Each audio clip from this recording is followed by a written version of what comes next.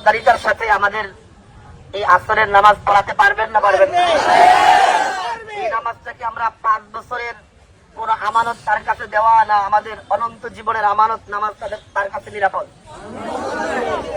অনন্ত জীবনের আমানত যার কাছে নিরাপদ, আমরা 5 বছরের আমানত তার কাছে নিরাপদ মনে করি।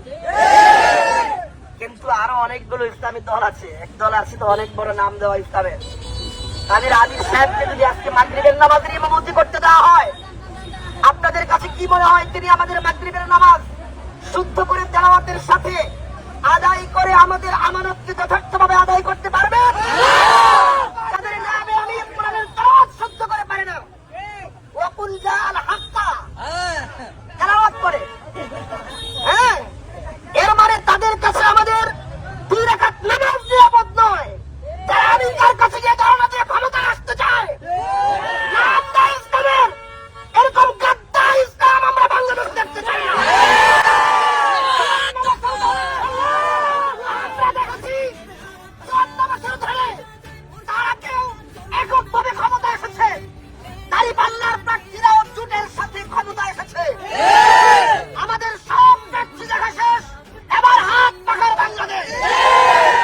আমাদের কথা পরিষ্কার, ইসলামের নাম নিয়ে যদি কেউ রাজনীতি করে থাকে, প্রকৃত অর্থে তারা হলো হাত পাখা ইসলামী আন্দোলন বাংলাদেশ।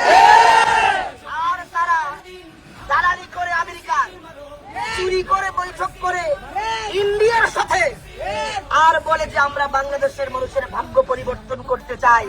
এর মানে তারা ভাগ্য পরিবর্তন করতে চায় অ্যাপস্টিন ফাইলের মাধ্যমে। আমেরিকার যে চেহারা গোটা বিশ্ব দেখেছে, তাদের পা চেটে যারা আমাদের বাংলাদেশের ক্ষমতায় বসতে চায়, তারা আমেরিকার সেই বাংলাদেশ আমাদের বাংলাদেশকে বানাতে চায়। আমরা এই গাদ্দারদেরকে ক্ষমতায় দেখতে চাই না। মনে রাখবেন, আপনি মনে করতে পারেন আমার একটা ভোট কি হবে? আপনার একটা ভোট আপনার নিজেকে, নিজের আমানতকে যথার্থ জায়গায় প্রয়োগ করা। অন্তত আখিরাতে আল্লাহকে বলতে পারবেন যে আল্লাহ, আমি কোন চোর বাটপার আমেরিকার দালালকে আমার সমর্থন দেই নাই। আমার সমর্থন ছিল ইসলামের পক্ষে, আমার সমর্থন ছিল ইসলামকে ক্ষমতায় নেওয়ার পক্ষে।